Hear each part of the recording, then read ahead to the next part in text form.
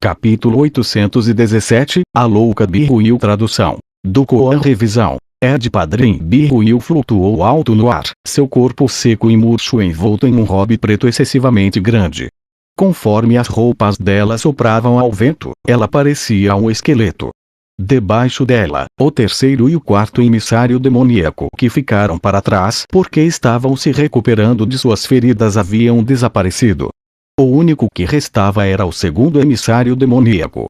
Ele estava ajoelhado no chão e suas duas panturrilhas haviam sido pregadas no chão com agulhas pretas e compridas. Depois que os dois pregos passaram pelas panturrilhas do segundo enviado, eles desceram ao chão. O músculo estava retorcido ao redor deles enquanto o sangue corria. Era uma mistura de carne e osso. Quando Birruil viu esta cena estranha, ela sentiu seu coração encolher. Aquele par de agulhas era o tesouro místico de grau celestial do segundo emissário demoníaco. Elas poderiam ser enviadas para matar outros e eram chamadas de agulhas de ferro dos 9 infernos. Porque o segundo emissário demoníaco usaria as agulhas de ferro dos 9 infernos para se prender ao chão? Ou alguém as arrancou e depois as mandou contra ele, deixando-o nesse estado? Mas se foi isso, por que eles não o mataram? Birruil de repente sentiu um calafrio. Embora o segundo emissário demoníaco fosse mais fraco que ela, ele não era um artista marcial comum de sua geração.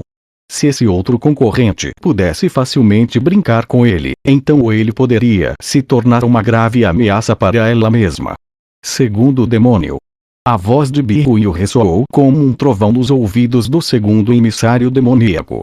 O segundo emissário demoníaco balançou violentamente e ele olhou inexpressivamente para cima do chão. Seus olhos já haviam perdido a cor. Não havia nada refletido neles, era tudo branco. Birruil era uma pessoa cruel e implacável que praticava artes perversas diabólicas do Yin. Mas quando ela viu esta estranha cena diante dela, até ela sentiu os cabelos em todo o seu corpo se arrepiarem. Neste pântano negro de 8.000 milhas, até mesmo um infeliz ancião do Reino Mar Divino poderia perecer. E qualquer um abaixo do Reino Mar Divino enfrentava um perigo mortal quase certo ao entrar nessa maldita terra. Birruil manteve vigilância total, liberando completamente sua percepção até o limite. Neste momento, ela estava hesitante sobre se deveria ou não se virar e fugir. Mas então, ela ouviu o som da água correndo atrás dela. Quando ela se virou para olhar, o que ela viu a atingiu como um relâmpago do céu. Atrás dela, na espessa neblina, havia um rio embaçado correndo rapidamente em frente. Este grande rio tinha mais de 1000 pés de largura e as ondas eram vastas e intermináveis, levando consigo uma cor amarela pálida e imortal. As ondas de poeira descendo criavam um sentimento inexplicável de tristeza e angústia, desmoralizando-a ao extremo. Inúmeros ossos flutuavam sobre as águas do rio como ervas daninhas na água.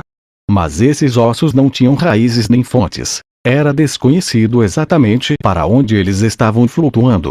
Havia ossos de humanos, bestas viciosas e até mesmo de membros de raças desconhecidas que tinham asas e rabos, parecendo como se fossem raças antigas de tempos passados. Este rio torrencial parecia originar-se de um tempo arcaico e ilimitado, fluindo para um cemitério místico. Se Li Ming estivesse aqui, ele reconheceria imediatamente o que era isso.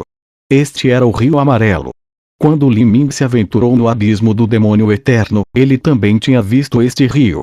O imperador demônio já havia olhado para o Rio Amarelo. Isso deixou uma impressão profunda e insondável nele. Ele havia chegado às margens do Rio Amarelo, pensando em estudar a água pálida do Rio Amarelo, mas quase morreu como resultado disso. O Rio Amarelo. Qualquer um que tocasse suas águas morreria. Seu corpo se desintegraria, seu Dantian entraria em colapso, sua alma derreteria e não restaria mais nada a não ser ossos brancos e limpos que flutuavam no rio para sempre. Embora Birruil não soubesse o que era o Rio Amarelo, ela sabia que um medo profundo foi subitamente gerado dentro dela. Apesar de não descobrir nada perigoso, ela ainda se virou imediatamente e fugiu sem pensar duas vezes. Quando ela passou pelo segundo emissário demoníaco, ela pegou o chicote e o agarrou pela cintura, arrancando-o com força das duas agulhas de ferro dos 9 infernos. Puf! Puf! Sangue espirrou. O segundo emissário demoníaco tinha realmente usado as próprias agulhas de ferro dos 9 infernos em si mesmo. Agora que ele foi violentamente arrancado, suas 2 pernas tinham quase sido arrancadas e não havia nada além de um fio fino de carne conectando-as.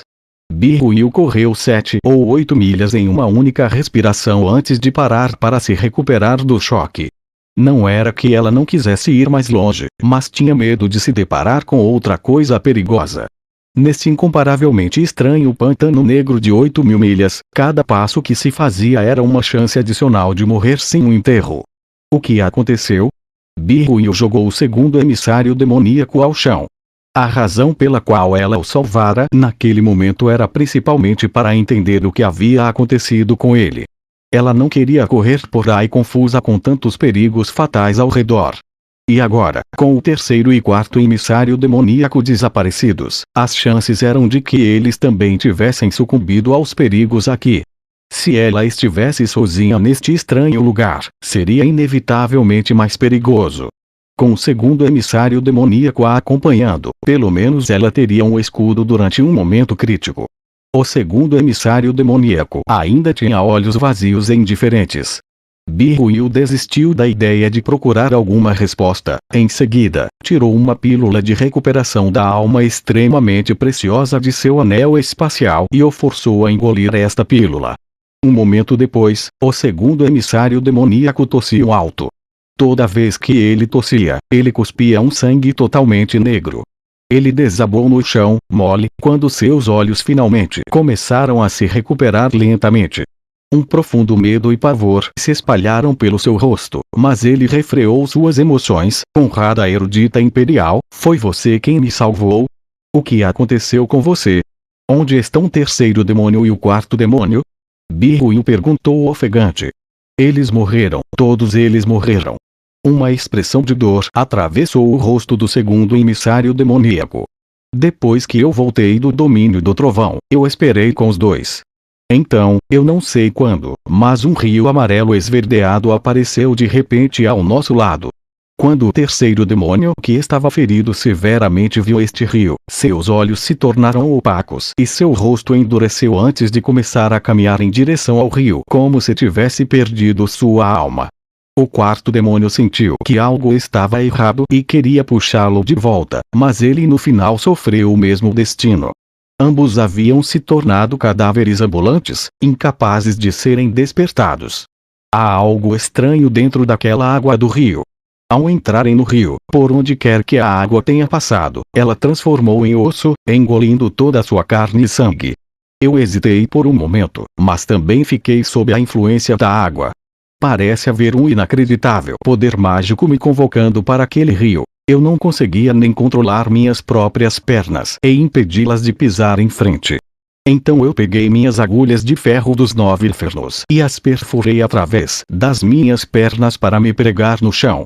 Esta foi a única maneira que consegui encontrar para me manter vivo até este momento. Enquanto o segundo emissário demoníaco falava, sua aparência ficou branca como papel. Aquela cena incomparavelmente estranha havia deixado uma sombra horrível em seu coração. Para indivíduos malvados e cruéis como ele, morrer em batalha não era algo que eles temiam.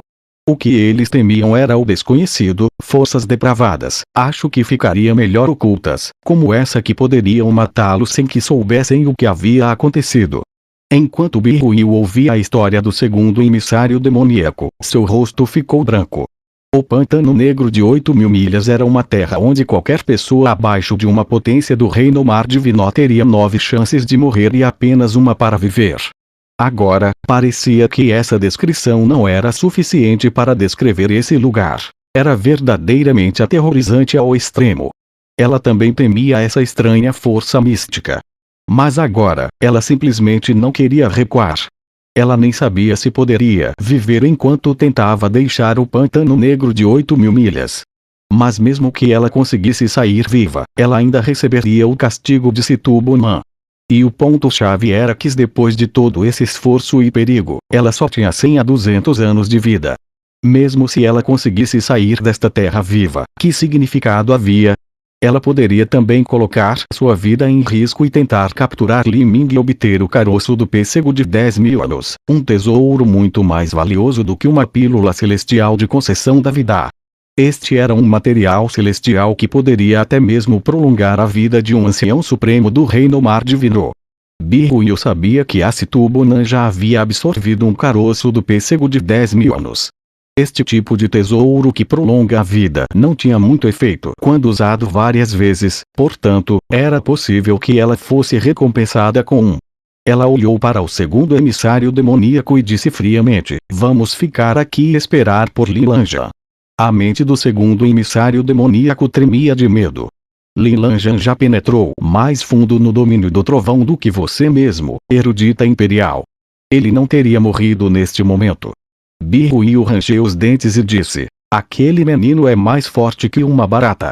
Meu último golpe não o acertou, mas eu ainda fui capaz de deixar um pequeno traço de energia no interior de seu corpo. Eu posso usar isso para sentir vagamente sua posição atual. Ele ainda não morreu.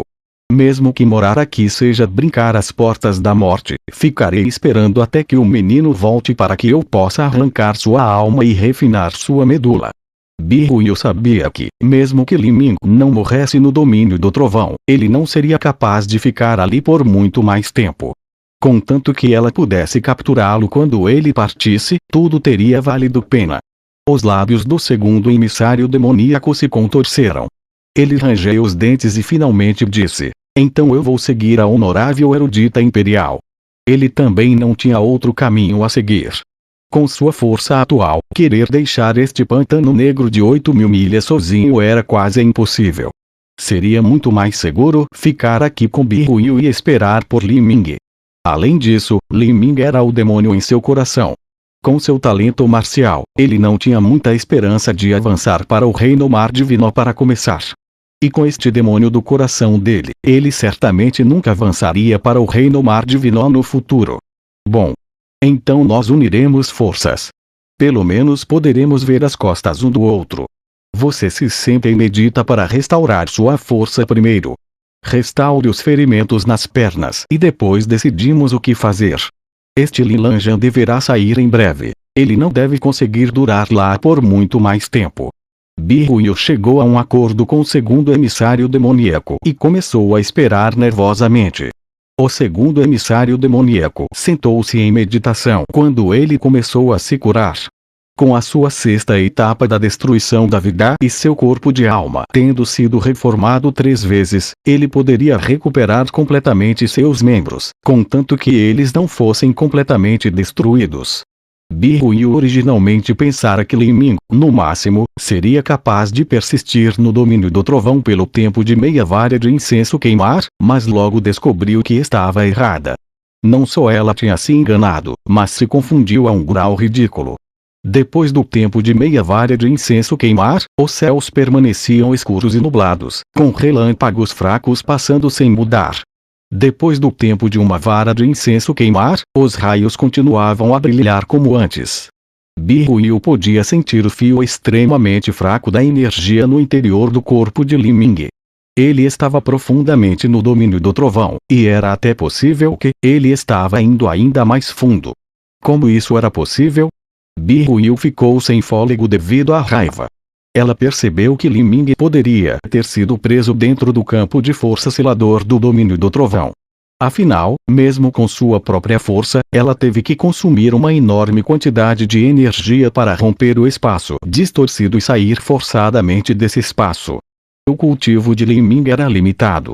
Depois que seu corpo e sua alma divina fossem arruinados pelo poder maníaco do trovão, ele provavelmente não teria a capacidade de romper o campo de força selador. Mas o problema era que, se ele não conseguisse romper o campo de força, deveria ter morrido no domínio do trovão. Era impossível para ele ficar vivo por tanto tempo. Conforme Bihuyu pensava sobre a névoa negra de antes e como Li Ming emergiu sem um único ferimento, ela teve uma premonição insana. Era extremamente provável que ele tivesse um tesouro de grau quase santo com ele, ou até mesmo um verdadeiro tesouro defensivo de grau santo. Mesmo se você tiver um tesouro de grau santo, não poderá durar para sempre. Depois que te matar, tudo que você tiver será meu. Bill pensou, sua mente se aproximando do estado de insanidade. Contudo, 1/4 de hora, 2/4 de hora, 3/4 de hora, 1 hora depois de quase 2 horas, Li Ming ainda não havia saído. E neste momento, ela de repente ouviu um rugido embaixo da área ao redor dela. Quando ela olhou para frente, sua aparência mudou completamente, tornando-se pálida como papel. Ela olhou inexpressiva quando não muito longe na frente dela estava uma besta viciosa humanoide coberta por escamas vermelhas. Seus olhos vermelhos brilhavam como fogo fantasmagórico, criando um arrepio nas costas de quem olhasse para ele.